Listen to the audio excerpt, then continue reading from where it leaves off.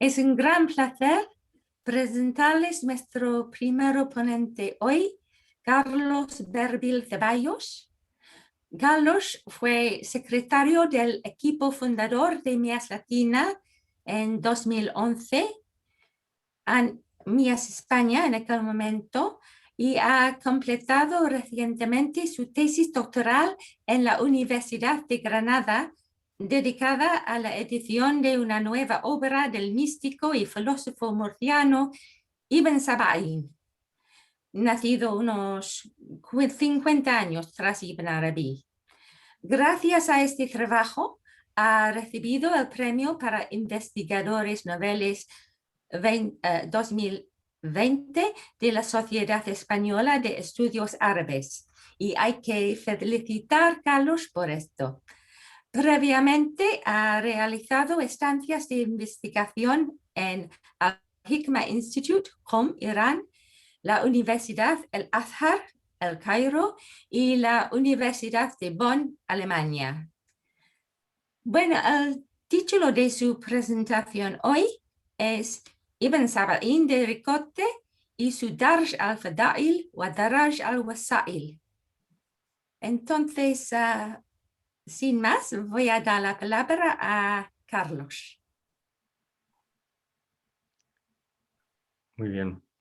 Bueno, muchas gracias, Cecilia, y muchas gracias a Pablo y a Paco por la organización del evento, y a todos los asistentes por estar aquí esta tarde. Procuraré abrir un poco presentar la investigación que he estado realizando últimamente sobre Ibn Sabaín, para lo cual pues voy a conectar mi pantalla. Vamos a conectar las diapositivas. Vale. ¿Se está viendo bien? Se ve, ¿no? Vale. Sí, muy bien. Vale. Estupendo. Muy bien, pues sí. Entonces voy a iniciar con una breve presentación general de Ibn Sabaín, meternos un poco en el tema, y después la mayor parte de la presentación va a estar dedicada a esta obra hasta ahora inédita de Ibn Sabaín, a la que he dedicado mi tesis doctoral, y bueno, pues iremos comentando cosas sobre esta obra que pensamos que va a aportar en el momento en el que consiga publicarla, que espero publicar la edición pronto, en unos meses. Pues esperamos que sea una contribución relevante para el estudio de este autor, que todavía pues pienso que tiene mucho que aportar, mucho que dar a la historia del sufismo en general, y particularmente del sufismo venido del área andaluso-magrebí de la que él provenía. Por lo tanto, Ibn Sabaín fue uno de los autores que desarrolló lo que se ha venido llamando el sufismo filosófico en el siglo XIII. Si situamos el inicio de este sufismo filosófico en Al-Ándalus, en Ibn Masarra, como el primer andalusí dedicado a una proyección más filosófica e intelectual, digamos, del sufismo, y si situamos la cumbre en Al-Ándalus de esta perspectiva en Ibn al-Arabi, entonces Ibn Sabaín sería su último representante nacido en Al-Ándalus, dado que no parece haber habido otros autores nacidos tras él en dicho marco geográfico, con una influencia y producción comparable en el campo del misticismo islámico, teórico, intelectual o filosófico. Asimismo, Ibn Sabaín fue uno de los autores andalusíes más prolíficos, aproximadamente el sexto por número de obras escritas, unas 80 a partir de los datos conocidos hoy en día. La juventud de Ibn Sabaín tuvo lugar durante el declive del poder almohade en Al-Ándalus. Ana Akasoy, por ejemplo, ha estudiado la obra más conocida de Ibn Sabaín, Las cuestiones sicilianas, como un reflejo del ambiente intelectual almohade tardío en el occidente islámico. Esta obra, Las cuestiones sicilianas, ha sido la que durante un mayor tiempo ha atraído la atención de los investigadores, particularmente en países occidentales, dado que se presenta como respuesta a varias de las preguntas filosóficas que el emperador Federico II Hohenstaufen del Sacro Imperio Romano Germánico envió a diversos lugares del mundo. Efectivamente, Las cuestiones sicilianas fue la primera obra de Ibn Sabain y la escribió cuando tenía poco más de 20 años y recientemente se había establecido y casado en Ceuta. Su segunda obra, Buddul Arif, La vía de adoración del gnóstico, escrita en el mismo lugar unos años más tarde, se considera generalmente su obra fundacional, donde expone sus doctrinas místicas a través de una propedéutica filosófica. El hagiógrafo medieval Al-Badisi expone en una de sus obras que Ibn Sabain fue expulsado de Ceuta tras escribir Buddul Arif, a causa del contenido místico de la obra, donde el autor ya expresa su doctrina del ser absoluto claramente.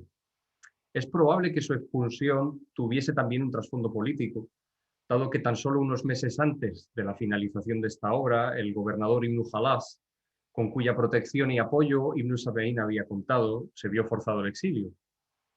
Tras su salida de Ceuta, Ibn Sabain se trasladó con sus discípulos por el norte de África a Badis y más tarde a Bijaya, donde conoció a su seguidor más conocido, Abul Hasan al-Shustari, en 1248.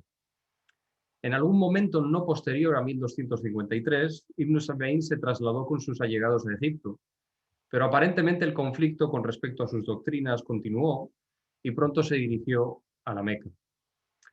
Allí consiguió ganarse el favor del gobernador Abu Numayn y, de acuerdo con algunos biógrafos, se convirtió en una figura muy relevante para la comunidad norteafricana establecida allí hasta su muerte en 1271, cuando tenía aproximadamente 55 años.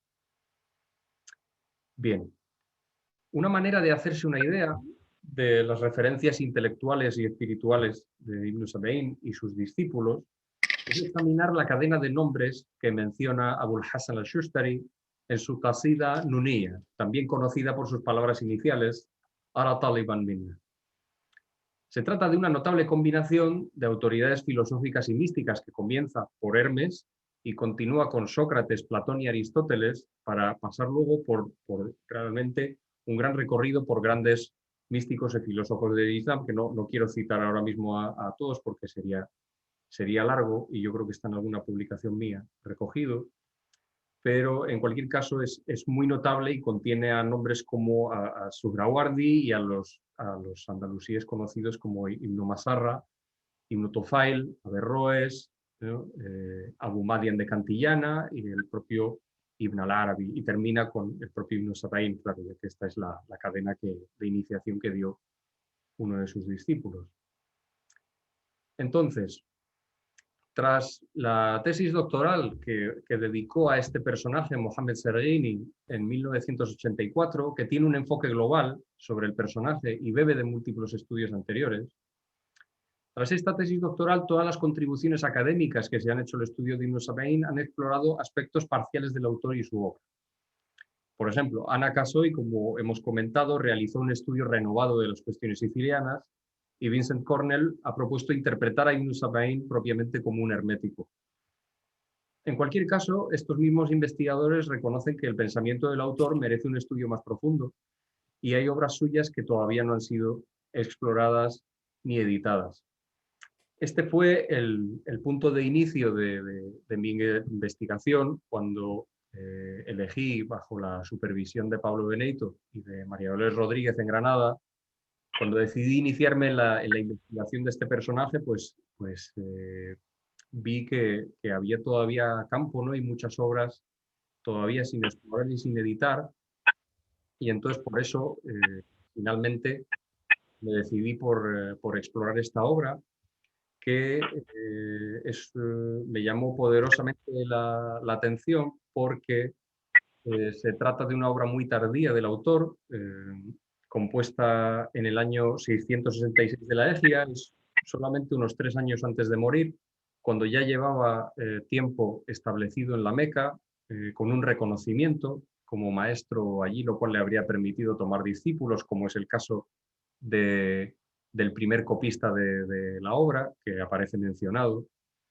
Entonces, al ser una obra tan tardía y una obra extensa también, que tiene 131 folios y está incompleta, le falta el 7º capítulo completamente, pues lo que digo, me llamó mucho la atención y pensé que realmente sería una buena contribución al estudio del autor, visto que sus 2 obras más conocidas, como he mencionado ahora, son las que escribió en Ceuta al principio de su vida intelectual, con lo cual pues esta obra nos aporta ese otro punto de vista ya del personaje en su época, pues en su época más tardía, iba a decir, de madurez intelectual. Bueno, yo creo que se nota que hay un recorrido en la obra del autor, aunque lo cierto es que sus primeras 2 obras ya fueron muy potentes, con lo cual es un autor que no deja de maravillar en ese sentido, que no deja de sorprender como pues, sus 2 obras todavía hoy en día consideradas mayores fueron sus 2 primeras obras.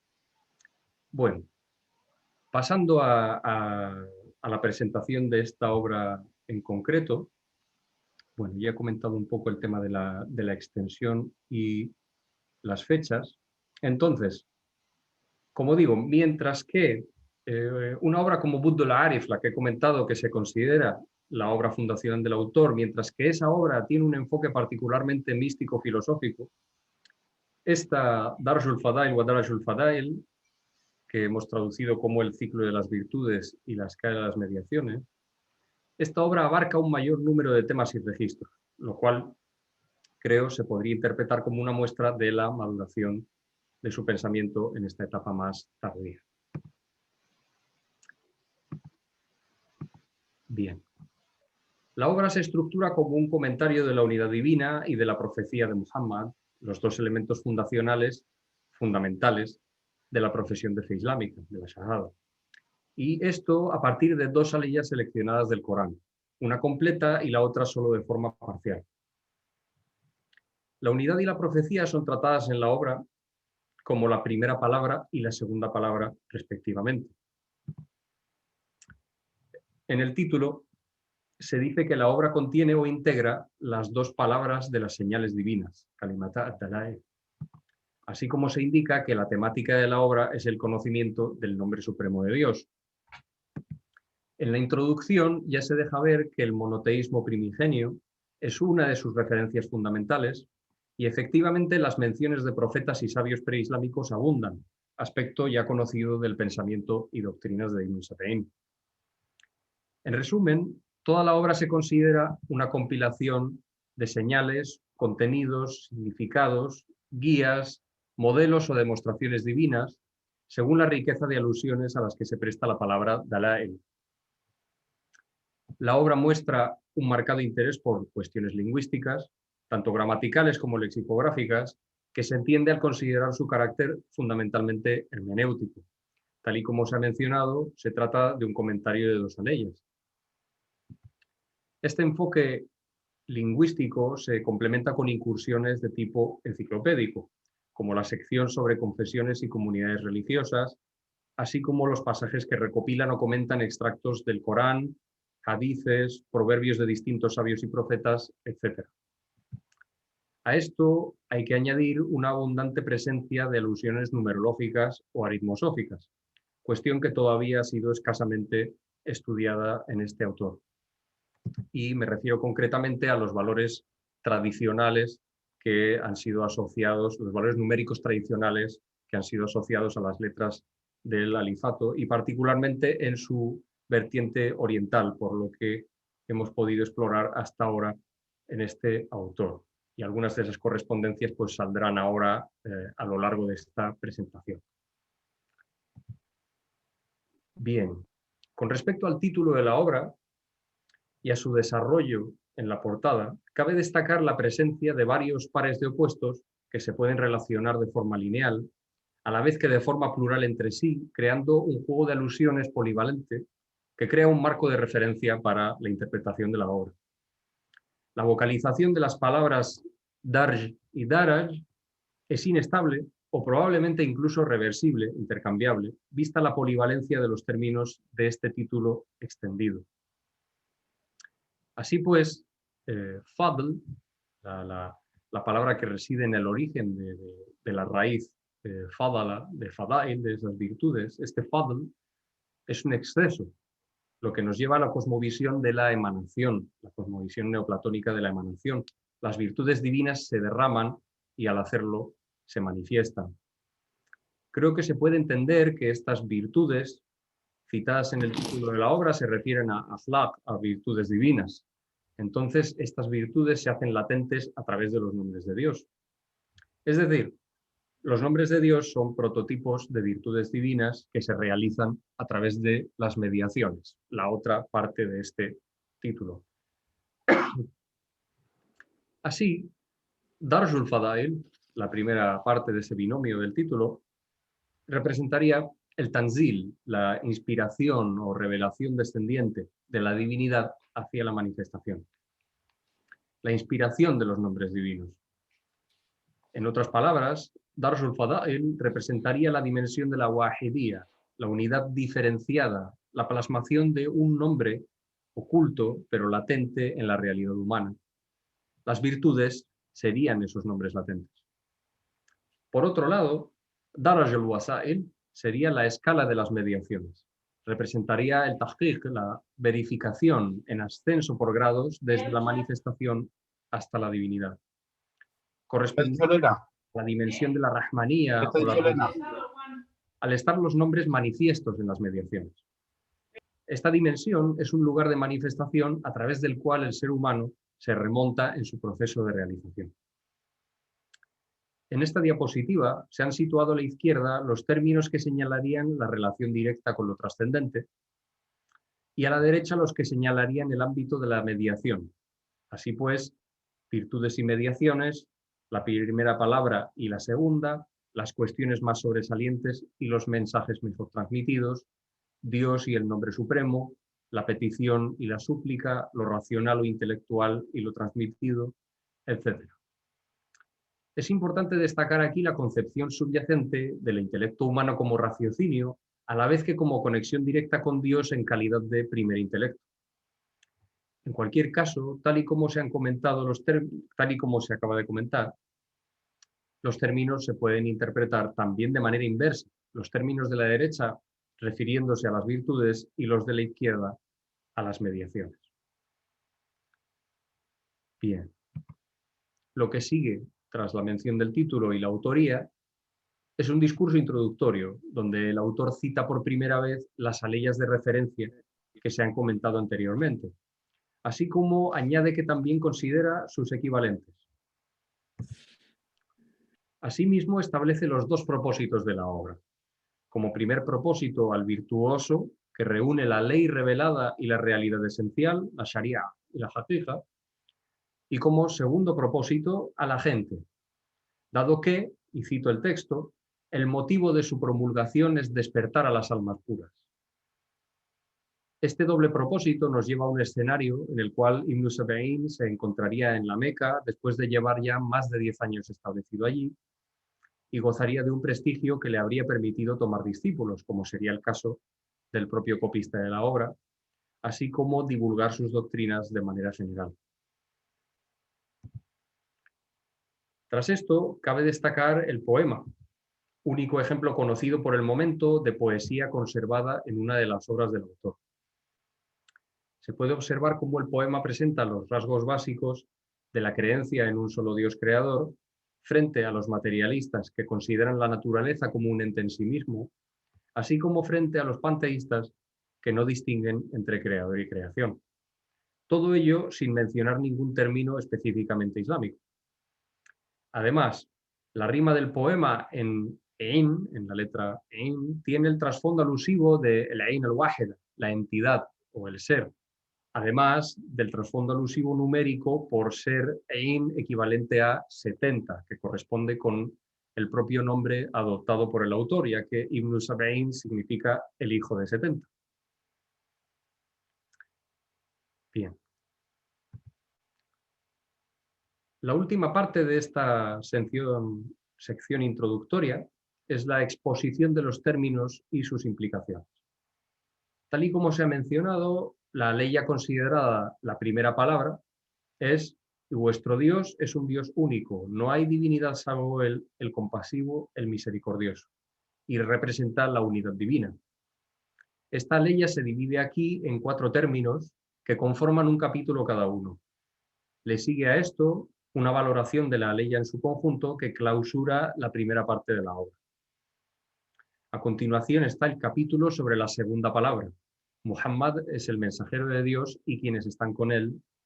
Aleya presentada de manera incompleta, de una forma muy significativa, por la implicación de que quienes están con él participarían de su mensaje. Finalmente se anuncia una conclusión general del tratado. En total, sin contar los folios introductorios que venimos comentando hasta ahora, suman 7 capítulos. Bien.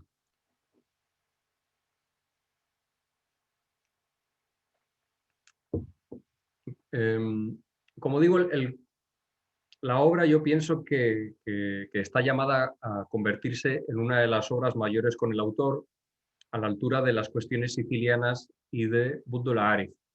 Lo que sucede es que trata temas bastante distintos, se nota que hay un recorrido vital de por medio y por lo tanto todavía estoy en pleno proceso de exploración de la obra y de extracción realmente de los contenidos, con lo cual me voy a fijar solamente en un par de aspectos para los que poder dedicar los 10 minutos que quedan de presentación.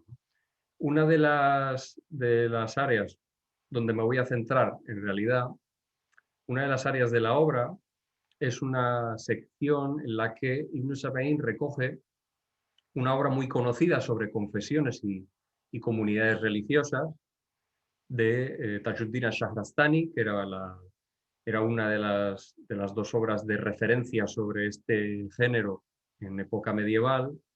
Y entonces él coge esta obra de Shahrastani, que es una obra voluminosa, hace un resumen de esta obra y le añade, pues le añade su propio toque, digamos, su propia opinión sobre esta clasificación de las comunidades y grupos religiosos, ¿no? Y una de los añadidos más, digamos, que más llaman la atención es en la clausura de este capítulo, donde él dice que ciertamente todos los grupos, comunidades y confesiones existen en Dios y por su causa.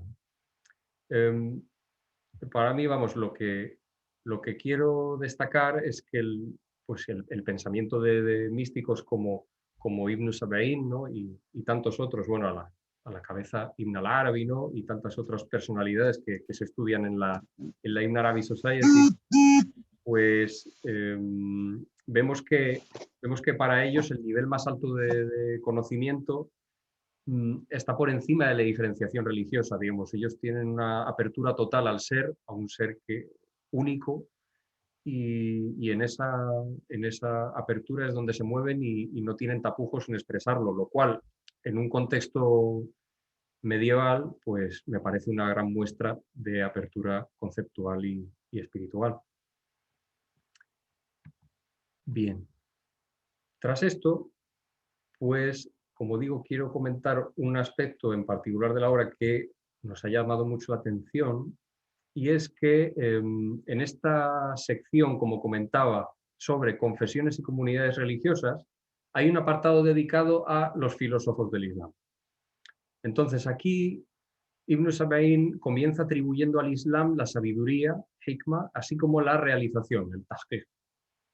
A continuación señala que esa realización solo puede ser lograda por quien posee una serie de atributos, marcados aquí en naranja en esta diapositiva, 7 en total. En el sistema Abjad oriental menor, el valor combinado de estas palabras es 196, reducible a su vez a 7. Este 196 coincide con el valor del nombre completo de Ibn Sabain, tal y como se cita en la portada de la obra. No obstante, cuando observamos con detenimiento este párrafo, encontramos al menos 3 referencias a Ibn Arabi, su nombre y 2 apelativos que se encuentran entre los principales con que la tradición ha caracterizado al predecesor murciano de Ibn Sabain. En primer lugar, encontramos que el fin es una metonimia con la cual se denomina a esta persona que reúne estos 7 atributos de la realización. Efectivamente, Ibn al-Arabi era conocido como Hatam al-Walaya o Hatam al-Awliya, el sello de los santos. A continuación encontramos parte de su nombre, tal y como lo recoge al-Dhahabi en su Tarikh al-Islam. Se trata seguramente de una selección simbólica de los nombres Muhammad y Ali como prototipos de virtud en el Islam. Además, en el Abjad oriental, esta vez mayor, el valor de este nombre es 560, que es el año de nacimiento de Ibn al-Arabi. Finalmente, encontramos que se denomina a Ibn al-Arabi con la palabra, y cito, 70, por cuanto el carisma visionario y la elocuencia son visibles en él, ya que esto se remonta a una cantidad que los árabes utilizaban para expresar la exageración de la abundancia. El hecho de que Ibn Sab'in asocie a este personaje con el número 70 y mencione la tradición semítica de emplear este número como símbolo de abundancia y exageración, se puede tomar como referencia la expresión maestro máximo, al-Sheikh al-Akbar, con la que Ibn al-Arabi era conocido entre sus seguidores. La referencia cobra fuerza cuando se calcula el valor numérico de al-Sheikh al-Akbar, que resulta ser 7. Por otro lado, si el número 70 representa a Ibn al-Arabi, entonces el nombre Ibn Sab'in, hijo de 70, se convierte en una autoproclamación de filiación espiritual. Además, cabe recordar que Ibn al-Arabi aparece en la cadena iniciática propuesta por Abul Hasan al-Shustari, que hemos comentado al principio de esta presentación.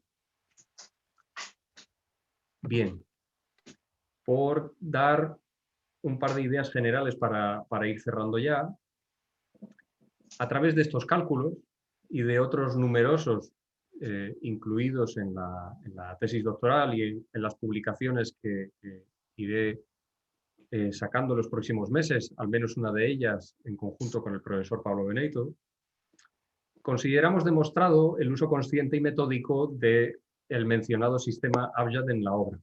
Esto sucede de manera nunca abiertamente revelada, pues la aritmosofía constituye, al igual que en la obra de Ibn al-Arabi, un trasfondo esotérico de carácter alusivo reservado a los iniciados en la ciencia hermenéutica de los números. Es muy probable, asimismo, que las personas encargadas de la producción del manuscrito conociesen la aritmosofía del Abjad, vista la exactitud con la que reprodujeron ciertos nombres y pasajes alusivos de la obra, tal y como hemos investigado. La obra se presenta como un doble ciclo y escala. Este Darj-Daraj, esta ambivalencia entre el Darj y el Daraj, que consta de virtudes y de mediaciones. Al analizar la expresión completa del título, ya se ha visto que las virtudes nos llevan a un ámbito de inspiración divina, mientras que las mediaciones lo son en tanto que vinculan con esa inspiración. Pues bien, los referentes numéricos más importantes de la obra son el 7, símbolo de culminación y perfección, y el 11, asimilable al 2, símbolo, por lo tanto, del mundo de la creación y la mediación, en tanto que mundo de la dualidad, así como de la segunda parte de la Shahada, dedicada a la profecía de Muhammad.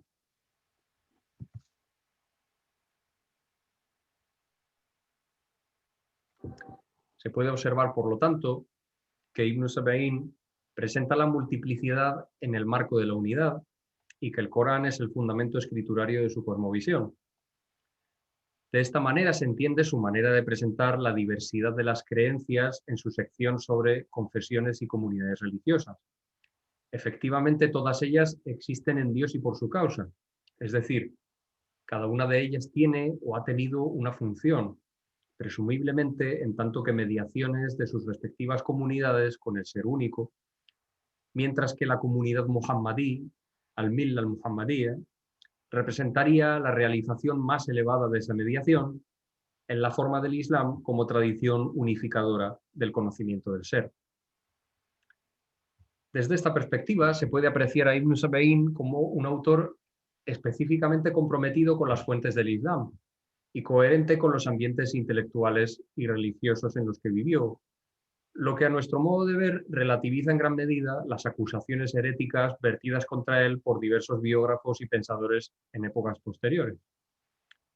En esta obra se aprecia, entre otras cuestiones, que a pesar de que Ibn Sab'in es conocido por su énfasis en la unidad absoluta, también considera el ámbito de la creación y las manifestaciones.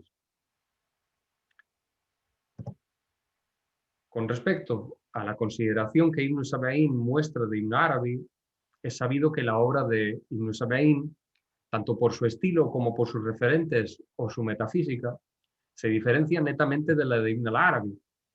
Se entiende, pues, que Ibn Sab'in, al afirmar el carácter axial de Ibn Arabi, se considera no discípulo y seguidor de su coterráneo, sino continuador de la función espiritual como referente magistral de la tradición.